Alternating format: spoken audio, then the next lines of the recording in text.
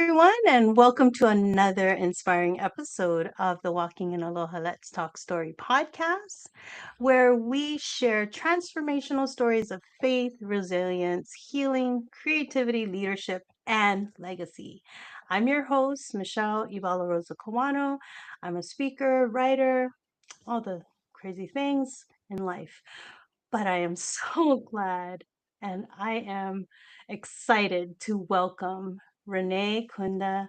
Renae is a speaker, author, and motorcycle tourism pioneer based in Cairns. Am I saying that right? Kens. Cairns, Australia. Australia. A woman who, over 35 years, quite literally built an entire tourism industry from nothing. Before Renee's work, motorcycle tourism wasn't even officially recognized on tourism industry forums, and she changed that. She wrote a book for her husband, survived COVID by completely overhauling her business, has spoken to international audience in Melbourne, and carries a kind of grit and warmth that only comes from decades of doing the hard, unsexy, essential work of building something new.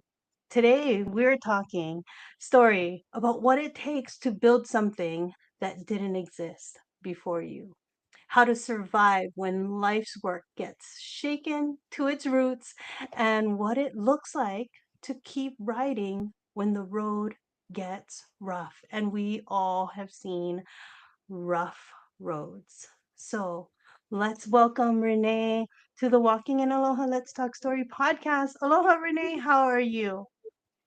I'm fantastic, Michelle. Thank you so much for having me. But who was that person you were describing? Gosh, Yes, it's funny beautiful how you you. live a life and you have no idea how people are going to describe it. But thank you. That sounds amazing. Fantastic. Ah, so to our first time listeners joining us, I want to welcome you. Guests have joined us from around the world, including Africa, Australia, Norway, Singapore, Egypt, Spain, UK, and even here in Hawaii, where I am. And every conversation is guided by one powerful word, and that is aloha. For me, aloha is so much more than a greeting, it is a way of living. I wrote my book, Walking in Aloha. Let's talk. No, that's the podcast. Walking in Aloha, 5 steps to living your God potential life. This is why Walking in Aloha, Let's Talk Story got its name. Affirmations and actions. That's the first A in Aloha. Living intentionally while taking daily action towards God's purpose. L, leadership and love, leading ourselves first so that we can serve others well, overcoming obstacles, finding strength through life's greatest challenges, health and healing, caring for our whole selves, mind, body, spirit, and relationships. And the last A is acute awareness, living with wisdom, gratitude, discernment, and faith. That is what ties all of my guests together. I believe that we walk in aloha in our own ways around the world. And as I said, I've spoke to people so in so many different places. I actually just came back from traveling from France to Ireland and Scotland. So yeah, it is amazing. But Renee, 35 years is a long time to build something. And you didn't just build a business, you built an entire industry. Take me back to the beginning. What was that first moment when you looked at motorcycle tourism and thought, this exists and nobody is doing it right? So maybe nobody's doing it at all. So what? Tell me about that story. Sorry, it's getting hot here in Hawaii. I know it's winter there. It's not Yeah, winter here. I'm cold. But I'll just keep walking while you I'll just keep walking through it while you Get yourself sorted out there. So in the beginning, I was a hairdresser and an image consultant, and I'd finished my apprenticeship and I was working really hard, and I decided to take a gap year and go and work on cruise boats because my mum was Nice. actually in administration at the company. So I ran away from working with ladies for a while. And I ended up in Cairns where I met my husband to be. Hmm. So uh, he wanted to do Cape York motorcycle adventures from when he was a little boy. So I offered to help him out for a year 35 years ago. so, so it wasn't really a thing. We're going to go and build a motorcycle tourism industry, right? My husband had done a trip up to the Cape, and his friends went home. They told everybody that if you're going to ride the Cape, you need to contact Roy. So that's kind of how it all came about. He just kept taking friends camping, and I said, "Well, you're going to have to start charging them if you're going to keep going up there." So yeah, back in the day, there were no computers or no Google. There was no way to figure things out. So we just kind of did it with a word processor and a pen. and Wow. and photos that were in a briefcase. We put them all together and made a brochure. And here we are today. That is amazing. I love that. You think about entrepreneurship, and that was it right there. You're like, you need to start charging. Exactly. Yeah. Well, Yeah. he was spending more time out doing holidays than he was out working. So uh Ah, yeah. yeah. So that made total sense. I remember when I was in Washington State, and I was just, I moved from that domestic violence situation, and I was in Washington State. And so I was basically starting all over. And I was at church, and my pastor asked if I would be able to help with house cleaning for one of the guys that was attending our church. And I was like, oh, yeah, I could do that. I always help people out when they have a hard time, and I've done it before for other church members. So I think that's how he got the word, like, she does this kind of stuff. And then I started getting more referrals, like other people were asking, oh, could you do my house? I could. And then I stopped and I thought, I think I should I be. think I'm in a business here. Yeah, exactly. And so they were paying me, but it was just paying me. And then I said, I think I'm supposed to pay taxes. Oh I think no. this I think this is a business. So yeah. And then I ended up with a cleaning service. Well, I had everybody Malama Home told cleaning us services. so you should never start a business out of your hobby. That's what they told Roy. And yeah, he persisted. You're never going to make any money out of your hobby. And you guys are still doing it today after all these years. So there you go, right? 36th year, yes. Wow. So, like I mentioned before, the Aloha Always framework is the one thing that ties in all of my guests from all around the world. So, affirmations and actions. When you're doing something no one else has done before, there's no roadmap and no guarantee. What affirmation or belief kept you going in those early years when no one else saw the vision yet? Well, Roy had always seen the vision. He had a map Hmm. of Cape York on the wall when he was a boy. So he always knew he was going to do something up there. And and he'd ridden around Australia on a motorcycle. So two and two kind of made Cape York Motorcycle Adventures. But so he'd always had the vision. He knew exactly what he was doing, but my part wasn't exactly intentional. I never meant to go into a business. I was Mhm. just passionate about Roy. He was passionate about the Cape. And that's how we ended up in business. I just kept building on the business because that's what made him happy. And so that's what I wanted to do. So, yeah, each year just kept building, and he kept running away from home. Yeah. You're like, wait a minute. Yeah, hang on a minute. I'm not sure which one of us is having the most fun here. Yeah. That's so crazy.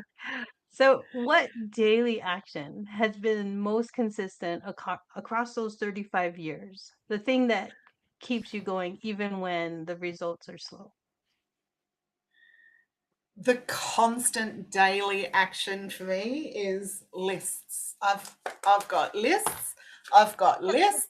I've got my diary and a calendar on my desk here right now. So Um, yeah, I guess that's my one habit that I do every day. I on Sunday nights I get myself organized and I write in the diary all of the tasks or goals that I want to get done through the week, and I just write them down on, Sunday nights, put them into my diary on a Monday and process through ticking off the list. So I guess like as I get older too and I forget things, lists are a really good way to remember everything, but it's a good way to make sure that you're ticking off the things that are important to you too, I think. So Yeah. that's what I do. That is so good. So I actually have a book. It's 31 Steps to Mastery, and I say live your lists because in it Oh it's a bunch yeah. of it's 31 lists, and I think that if people had lists and they would check off those lists, they would do a lot more, right? They would do it's like so I much better forget what's on organized. the list through the day. I have to. That's my I'm like, wait, what was I supposed to be doing today? And I've got to go back and check the list. And then it's like, oh, yeah, because just in doing a task, you can get distracted yeah. Oh, with that is another. me. Yeah. That is me, especially like coming back from holiday and getting into one thing, then you're like, "Oh, I gotta do that and that," and I'm like, "Yikes!" So I need to make a list so that I can stay on track. Cause I'd be like in 3, 4 different things and feel like nothing gets done like that. People think that you can do more, but when there's that disorganized way of doing things, nothing really gets done. So No, Um, there is definitely a skill in remaining focused exactly. on task. On task. So On leadership and love. That's the second part of the Aloha. You wrote The King of the Cape for your husband. That's a love story wrapped inside of a leadership story. What did writing that book teach you about how love and legacy can live in the same place? Oh, love and legacy in the same place. Wow. Um, the book came about because you can imagine Roy having ridden around Australia and doing tours up the Cape for 25 years at the time, or, a bit more. He had built up quite a repertoire of stories, and they used to come out randomly, like in the moment at campfires or parties or when the memory was jogged for him. And there were constantly new ones coming up. I don't think anybody had heard them all. And until we started writing the book, I hadn't heard them all. So when COVID came around, and I knew he couldn't go anywhere, that was the time to sit down and write these stories out. Um, it it started. I wanted to do it because I wanted to make sure that they were all written down for our children, because a few of those stories they weren't old enough to hear at the time, and now we have a grandson. So it was just really, look, Roy's legacy to hand on to the kids. But I we had the funniest time writing the stories. I had tears rolling down my face. Roy was sitting next to me and telling me the stories, and I'm typing like crazy just to get the words down, and then I would come back and write them into paragraphs and put them into the book. But there were times where I could not type any further, because I'm thinking, how am I going to write this so that people understand? Because um, he had crazy stories where he was riding and a cow was running next to him, and he hit the cow. He came off his bike. He hit the cow. The cow bucked and threw him back onto his bike, and they both parted ways, and he rode away. And I'm like, how am I going to put that vision into words? And so I Into was in words. tears, and we were laughing, and there were so many stories that came up like that. It was hilarious. So that is Wow. love and legacy all wrapped up into a little book. That is amazing. You know, the first time I heard your story about you writing your husband's story, I was like, I need to do that for my husband because he's a boxer and, all the He stories has of stories. boxing and going through all of that. And then plus two, after that, training women boxers. So I was like, Yeah. maybe that's what I need to do too. So you just inspired me to do something.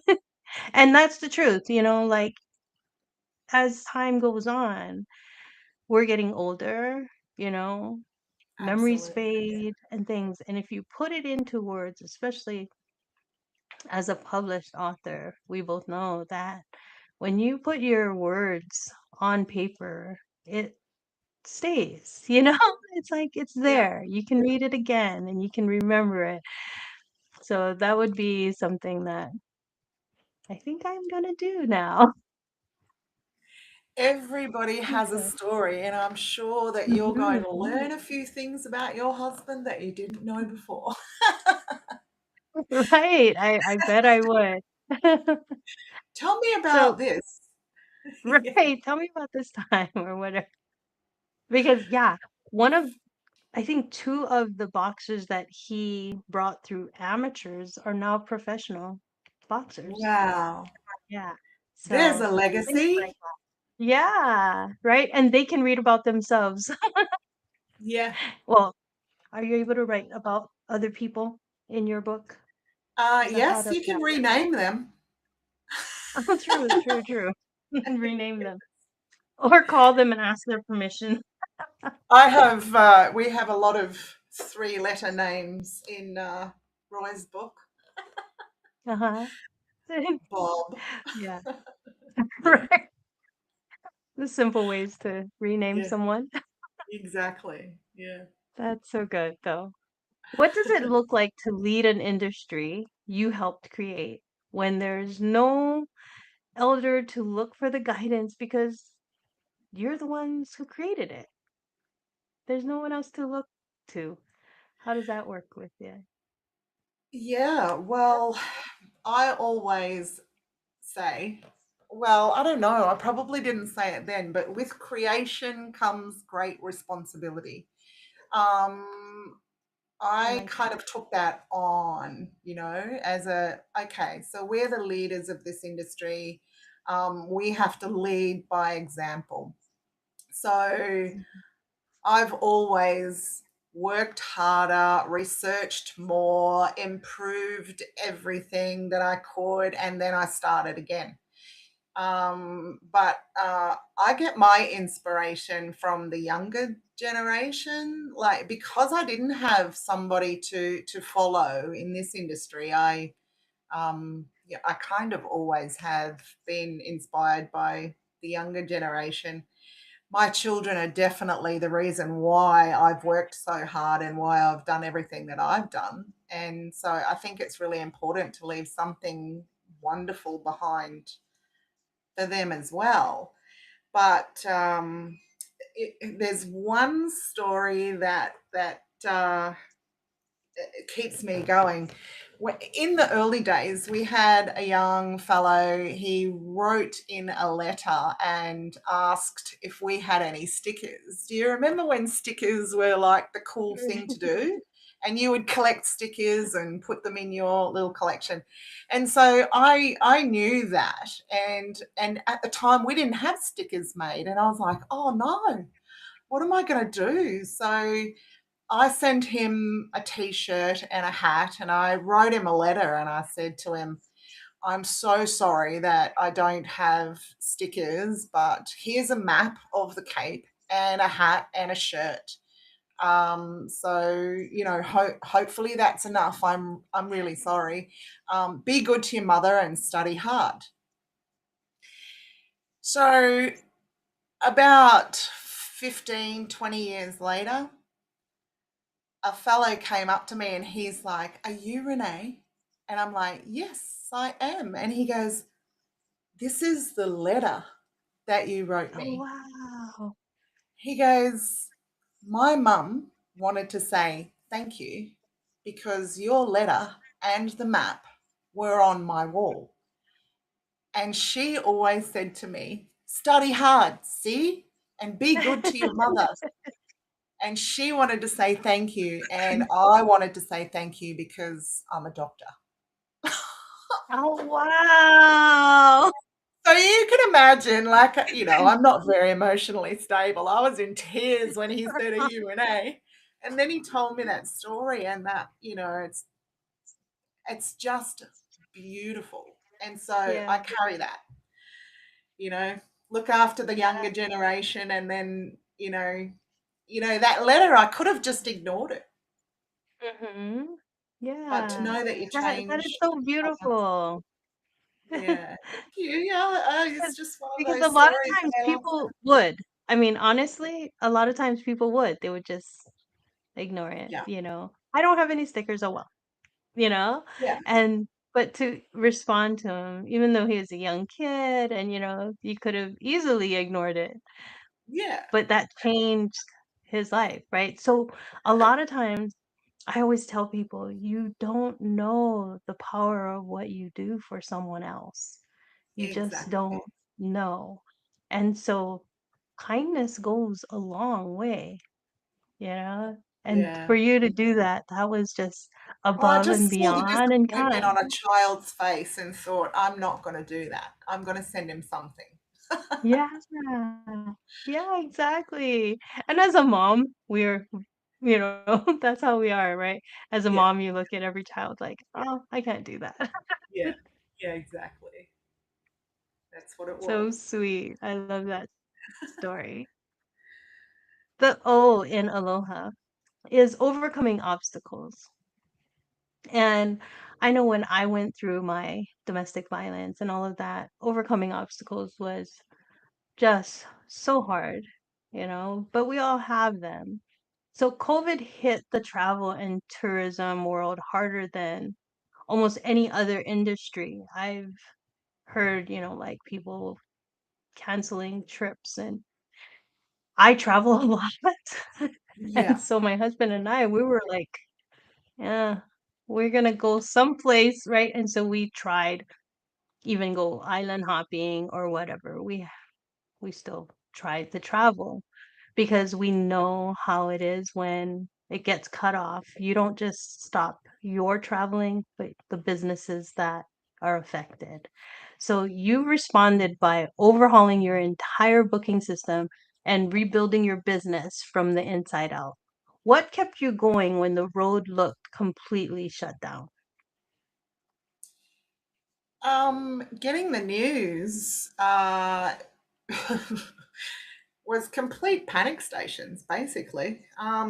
But I have this naive sense of positivity, and we'd been in business for 30 years, self-employed, and I kind of looked at the first rounds of lockdowns as yay, long service leave. And it was just like, because we didn't know it was going to be 2 years. We thought, oh, a month or 2 months, or so I was like, oh yay, like we can get all that spring cleaning done, and work on those big jobs that while we're touring we don't have time for.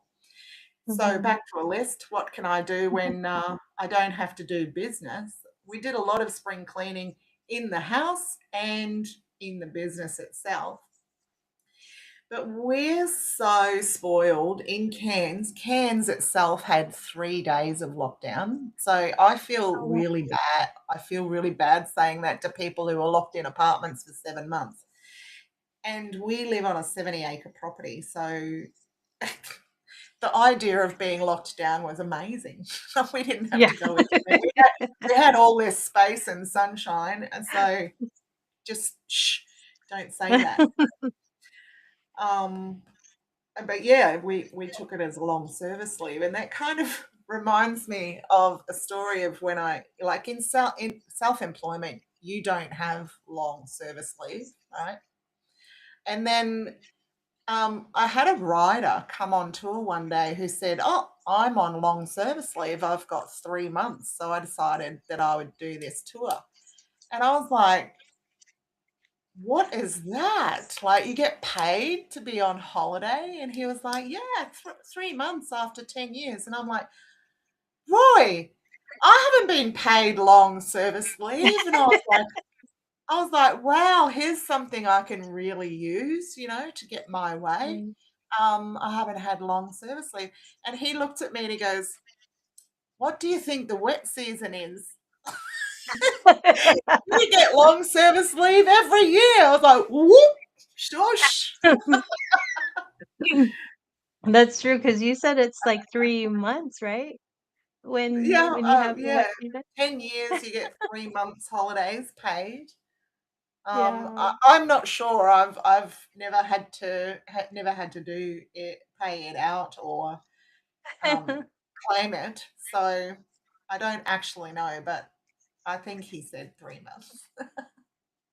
Wow, that's so good. I mean, well, like, I was gone for about a month on holiday, and thank God that my husband and I, we both work for the government. We're both Homeland Security, and so we did get paid while we were gone. So that, like that is good, right? And That it's sounds like, like an amazing situation. That never happens in self-employment. If you're not working, you don't get paid. yeah, so that's a good thing. Like I Yeah. told my husband that I think ever since finding out that I have a brain aneurysm, I went from full-time to part-time, but I told him I still want to work because at least, if I don't do any like speaking or any kind of projects with my home business, then at least I still get money. So I'll still continue to work a little bit, even though if it's just part-time. I think But you need to have a purpose through the day as well. Like work kind of, gets you out of bed and gives you purpose. yeah, yeah. But I love what I do right now, and I have people on the podcast and so like that. I just need to monetize more now. Like, I don't know. I don't know how to do that yet. I'll work on it. We'll learn. We'll learn. You'll learn. What's the biggest obstacle you faced in building this industry? Not just for your business, but for the industry as a whole.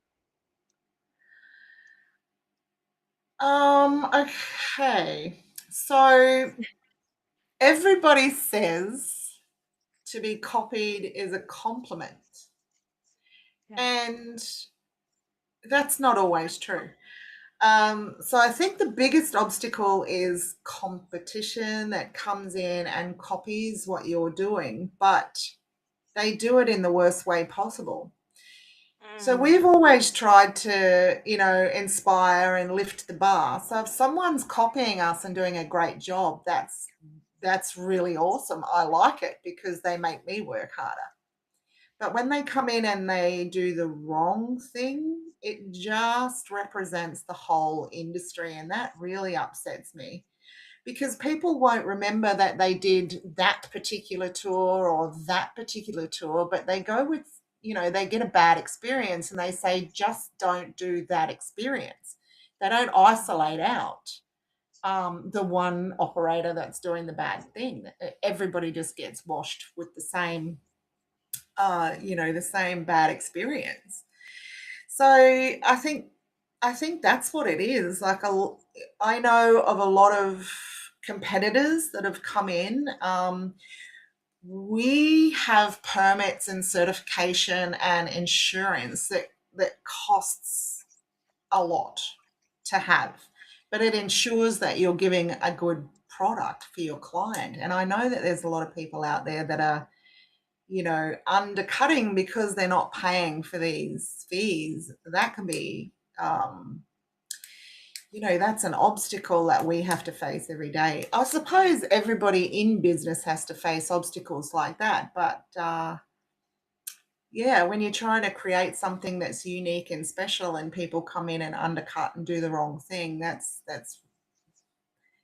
really yeah, upsets me. I can see that because it's like it's something you created, and then people will look at that industry as a whole, and you're like, no, no. Exactly. That's not what it is.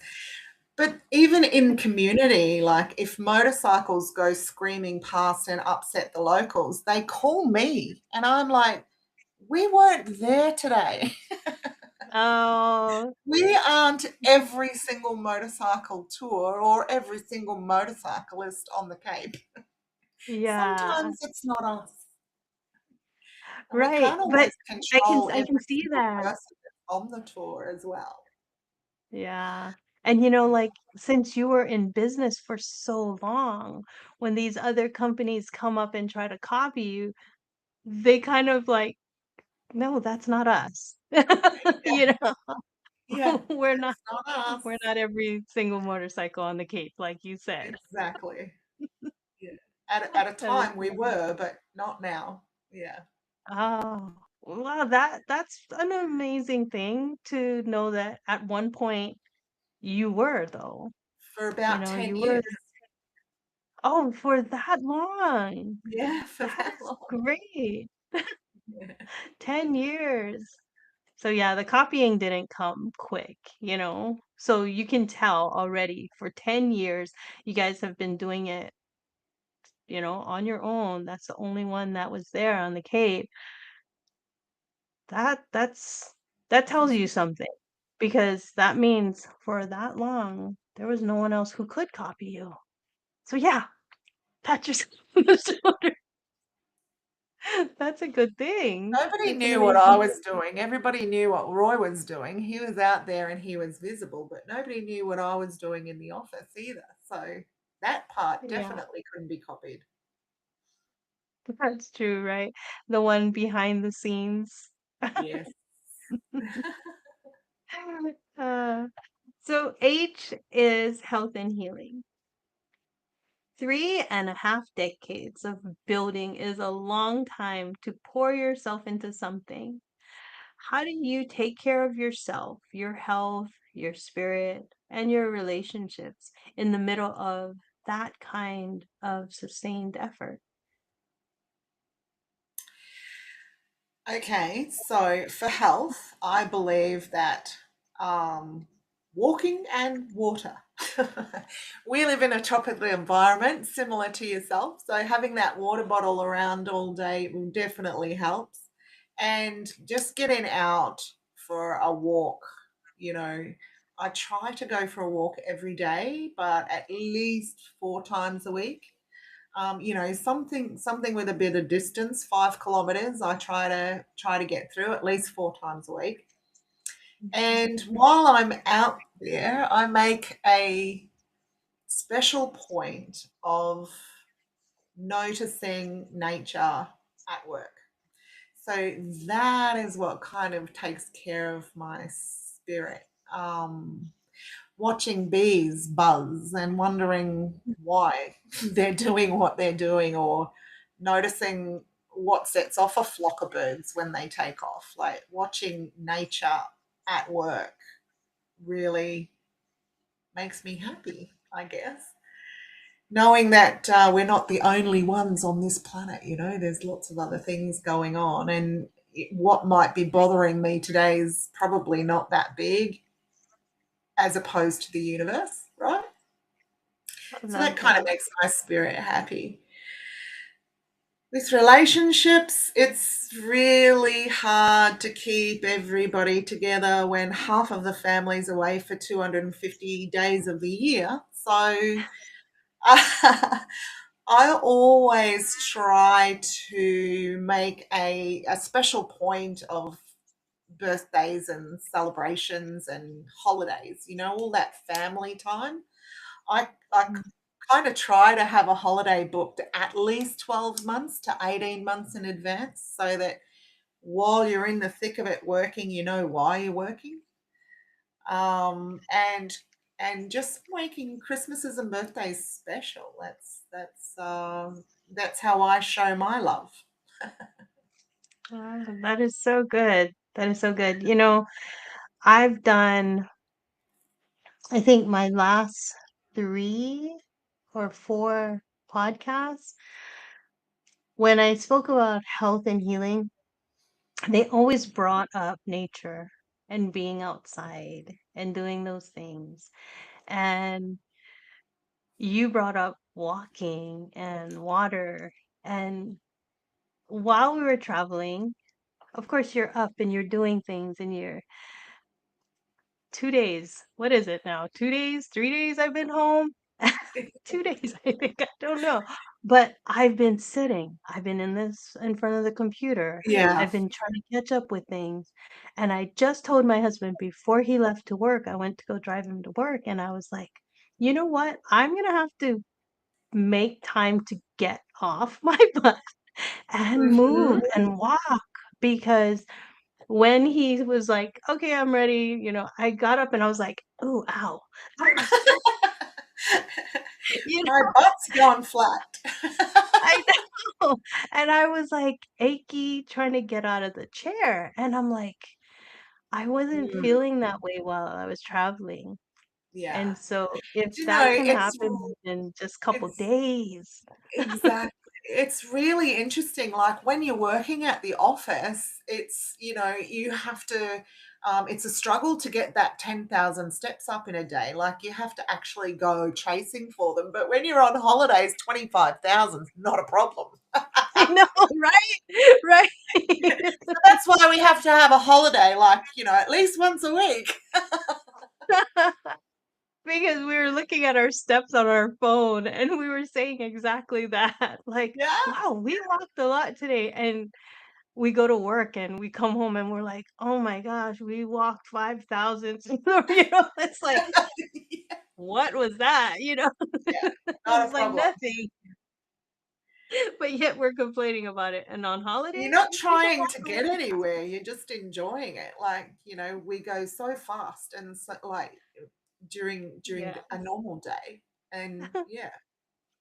Yeah, but to plan that, to actually make time for that, I'm gonna have to really set a timer or something, because I have to. I have to get up and I have to move, because when I got up and I felt so sore, and knowing that I didn't feel that sore for the last almost month, I'm like, this is the reason. This is the Yeah. reason. Yeah, definitely. Being stuck in a chair. So A people, if change for your you are, body. yeah. And if you find yourself, those are you who's listening, you find yourself, sitting or from one spot, like I said, sitting in the airplane, right? All that Uh, 5.5 hours from LA to Hawaii, and then coming home, and I was so That's tired I why went your to sleep. body's sore.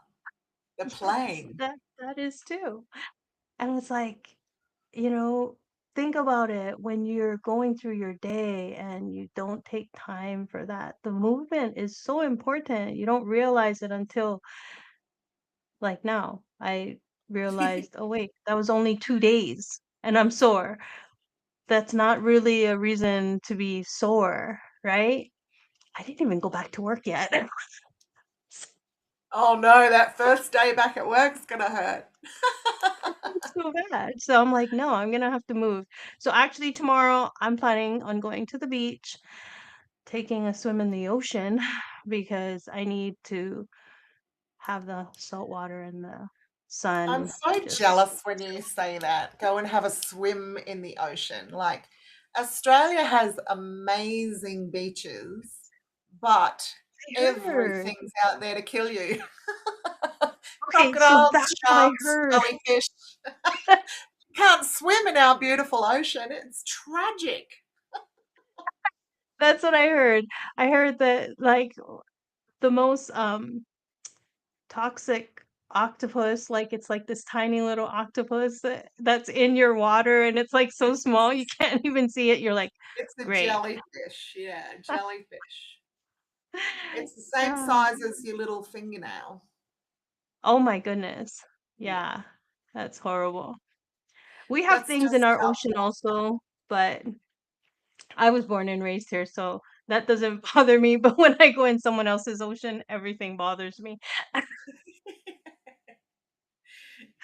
So crazy. It's just the So, northern part of Australia. The rest of Australia is okay.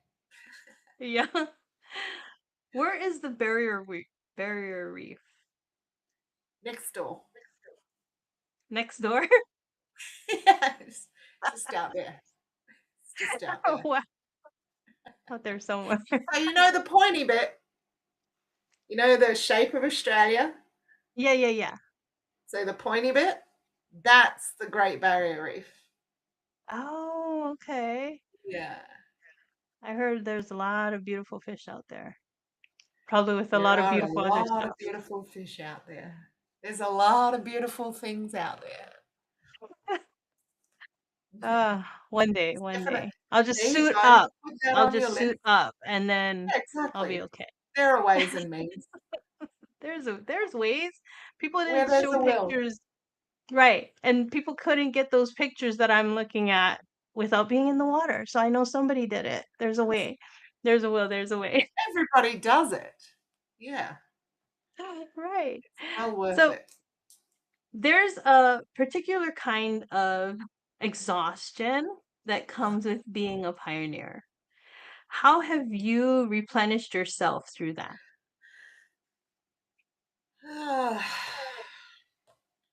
I suppose I keep my brain active and changing. So instead of focusing on exhaustion, I educate. I study something new every year. I make a point of learning something new every year, whether that be a business course or Reiki or massage or something. I will study something new every year.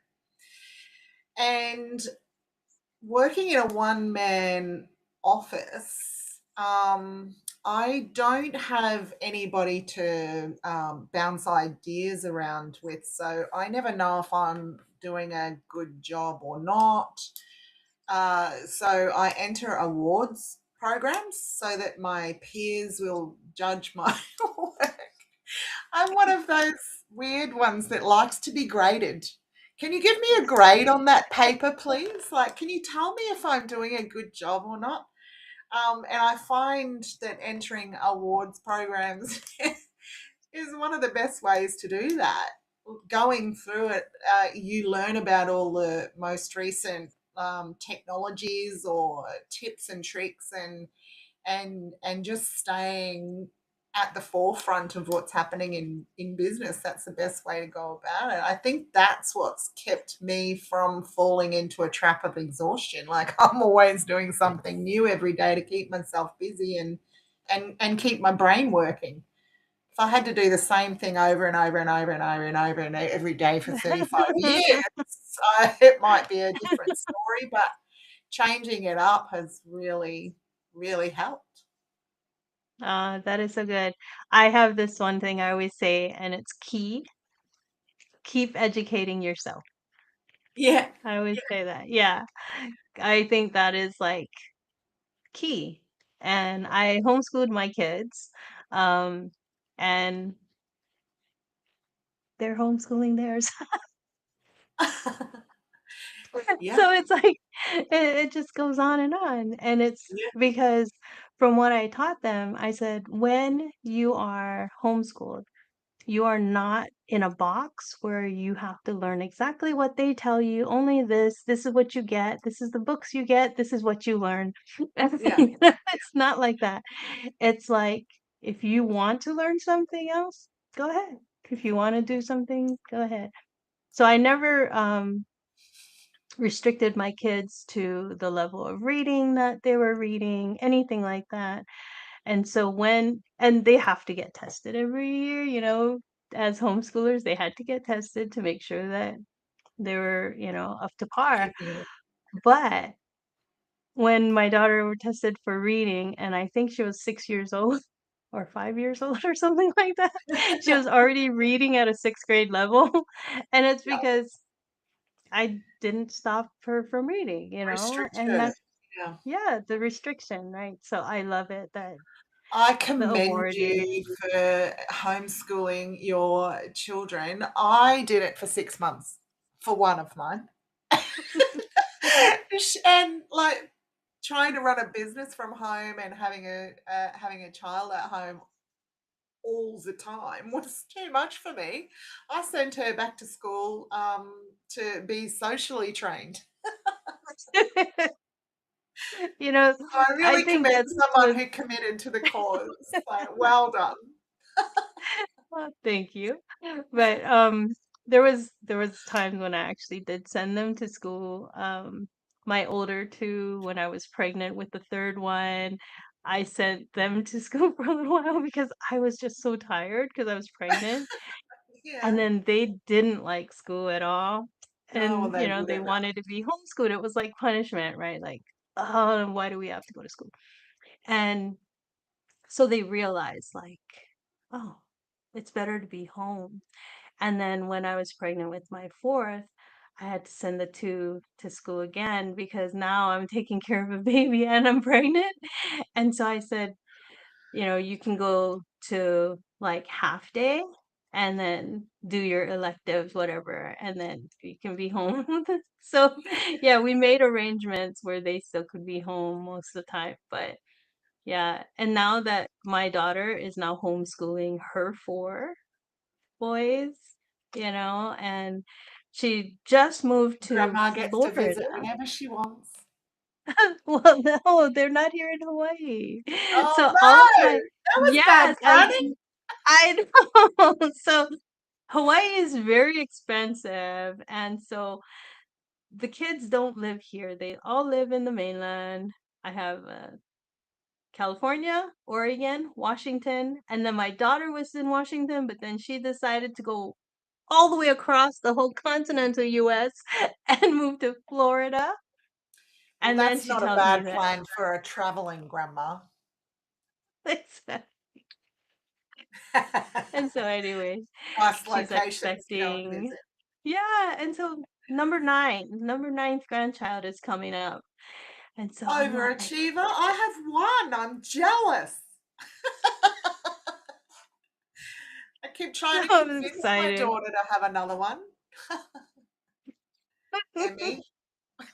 Yeah, and it is reason to travel, right? So I'm like, when Ashley gives, guess where I'll be? I'll be in Florida. Perfect. Uh, so the last A is acute awareness. Now that motorcycle tourism is formally recognized in the industry, now that forms have a checkbox with your name on it, uh, in essence, what's the next thing that you're building around, the awareness around what, because having to build it yourself and then now all of these things, what is the next thing you're doing? So in 35 years, I've made every single mistake that you could. So I think I think the next thing that I want to do is to help someone who's 20 years behind me. So I've actually written my own book now. I've got a book that I've put my own name on, and I've developed a framework. Shameless pushing Beautiful. there. Um, I've actually built a framework that's designed around helping tourism businesses improve their situation. A lot of operators start, don't turn a business from your hobby. We always start our tourism businesses from passion. And so I've developed a framework that turns that passion into a purpose. Nice. Yeah, so it's everything that I learned over the 35 years, everything I needed to help me get through the day, and it's fallen into a beautiful little framework. So the first thing you need is truth. The second thing you need is to take ownership. The third thing you need to do is upscale. And then the fourth thing is refine and bring it all in together. And that's the tour of business. That is so Oh, beautiful. I love it. yeah, I'm I love it. hoping that I can fast track someone's dream, turn their Mm, passion into a purpose. yeah. And now you can help other people, not just in the motorcycle business or Yeah, tourism, but all of it. Because with all of that experience that you have, I'm sure that everything that you've learned could be basically a shortcut for someone else. So exactly. that is what we Well, do, I've right? really To focused on the tourism industry because that's where my expertise is. But yeah. I've been talking to friends about it, and what sits in each of the pillars of the framework. They're all saying, well, that's exactly what every business owner needs to go through. Like, Mhm. a lot of times you're sitting in your business and you're not telling the truth, like you're avoiding the numbers that you don't want to see, and you need to take ownership to do something about it. And then once you do something about it, you can upscale those skills. And then Mhm. the job is to refine everything and start again from a new truth. Yeah. See, And it's a even just by journey. when you said those, I was like, "No, you can actually use that in so many different businesses, not just in, like I said, the motorcycle tourism area, but yeah, any business could actually use that." So, Yeah, so I, good. I think so. But particularly for tourism, because Yeah. a lot of businesses start with a plan, but Mhm. tourism starts with passion. Yeah, that's a good thing too. Yeah, The passion to start yeah. it from that, because I was just saying, when you're doing something that you love, you're not. Oh, and it's so funny that I Not said it when working. I did my podcast, right? I did my podcast and I said it, and then I was watching Spider-Man. We went to go see And Spider-Man, her and that's what he said too. He was like, when you're doing something you doing love. something you love, you never work a day in your life. Yes, that's what he said. He was like, I was like, "Hey, you're listening to my podcast." No, I'm just kidding. But it So, was funny that it was used the same way. But so good, so good. So What would you say to someone who has an idea that doesn't exist yet and has no idea where to begin?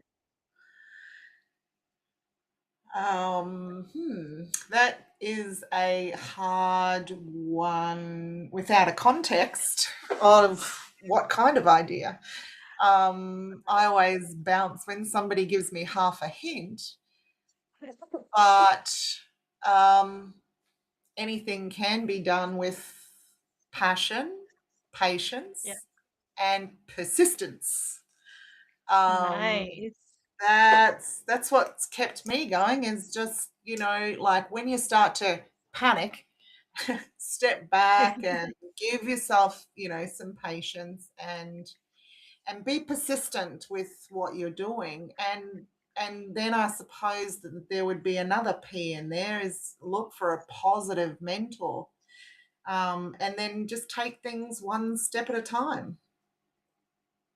Oh, I love that. Your Positivity is tools very helpful. and your peas. Peace. Yes, there's another And one. your How many peas. P's are we up to now? Passion, persistence, patience, positive, peace. There you go. There you go. Passion. Did I The say that? I 5 did. Ps. There you go. You can Five do P's. that. The 5 Ps. Oh, there's six. Oh, Poor, they're saying poor performance. so good. That's great. This was such a good conversation. I love it. So, Renee, when people look back at what you've built, the industry, the book, the business, what do you want them to say about you? Hmm. Because she did, I believe I can. Ah, that is so good. I always say when you do something, you actually give permission to someone else to do the same. You know, no one I knew wrote a book before, and I'm like, I've always loved books. I was the reader of the family, always had a book in my hand, always loved like the library. I love the smell of books. And Oh, so yeah. no one wrote books, right? And when I wrote my first book, I was like, I want to publish a book every year. As long as I am breathing, I want to publish another book. Different types of book. I want to make my own library, you know, Well, with you've just been given grandkids. an idea today. Yes, exactly. There you go. So I want to build my own library. I have grandkids. I want to write children's books. I want to do it all. I just want to write books. And now that people see me writing and publishing, they're like, I want to write a book. And I'm like, you can. What a You can. great feeling. Because you did, they know they can. Mhm. I love Yes, that. exactly. Yes, because you I would did. be They know honored they if can. I You could give them inspire permission. somebody in that way. Yeah, definitely. So yeah, seeing you do what you did for decades, building things, coming back from COVID, all of that, the people can look at you. And now there was that question that I asked where when since you were the pioneer, there's really no one to ask. There's no one behind you to say, hey, how'd you do this? But now they can look to you to be that person. I think that is beautiful. It's amazing to be that Thank person. you. You're I'll take welcome. that But on. that is so true. That is so true. So, mahalo for riding with us today. Thanking, just giving all of what you did. I Thank you just for having can't me. thank you enough. It was so amazing for sharing your story. It's equal parts of grit, grace, and glory. Amazing. I love that. Because when you hear the word grit, A lot of times that's not so great, But Mm, yeah, it takes that. It takes that grit, grace, and glory, all of it. it does. And you remind us that the roads worth riding, they're often the one that's not paved yet.